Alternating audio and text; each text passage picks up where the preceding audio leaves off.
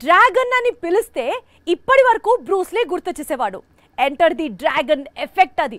కానీ ఇకపై డ్రాగన్ అంటే టైగర్ మాత్రమే గుర్తుకు రావాలి అంటున్నాడు ప్రశాంత్. సలార్ తర్వాత నీల్ ప్లాన్ చేస్తున్న సినిమా ఇది. ఇంతకీ మన డ్రాగన్ ఎవరితో ఫైట్ చేస్తున్నాడో తెలుసా? ఎవరి కోసం ఎంటర్ ది డ్రాగన్ అనబోతున్నాడో తెలుసా?